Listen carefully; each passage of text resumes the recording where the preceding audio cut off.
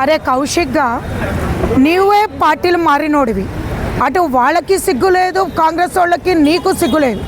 ఎందుకంటే మీరు కొట్టుక చావండి, ఏమన్నా చేసుకోండి, తలలు పలగొట్టుకోండి, బాధ లేదు. ఎందుకంటే మీ ఇద్దరు రాష్ట్రానికి చీడపురుగులు అయి ఉన్నారు.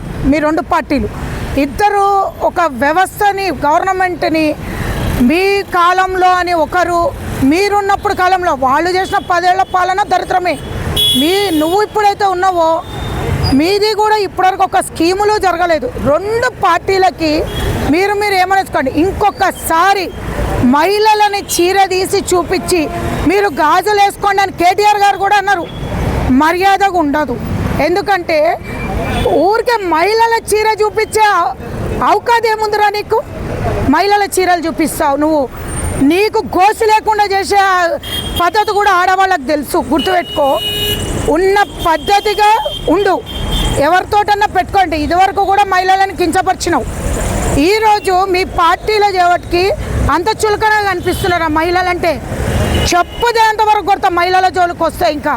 ఇంకోసారి గాజులు పట్టుకొని చీర పట్టుకొని నువ్వు కొజ్జాగాడివి రారా నీకు చీర కట్టిస్తా అంటే ఏమంటున్నావు? చీరలు కట్టుకునేది ఎవరు అనుకుంటున్నావు నువ్వు? అంటే ఒక దేవతలు వరం ఇచ్చి మేము ముందుకు తీసుకొని పోతున్న మహిళలము మమ్మల్ని నువ్వు కించపరిచే లెవెల్కి వచ్చినావురా? అరే బిడ్డను తీసుకొచ్చి రోడ్డు మీద పెట్టినావు, భార్యను తీసుకొచ్చి రోడ్డు మీద పెట్టినావు. నీకంటే ఒక కుటుంబంలో ఒక నీతి నిజాయితీ లేకుండా బతుకుతున్నావు.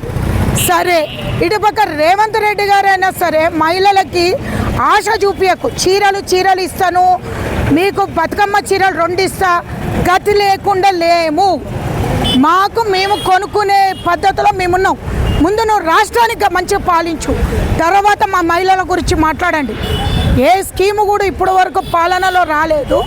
మీరు ఈరోజు మమ్మల్ని హేళన చేస్తున్నారు ఆ మహిళలని.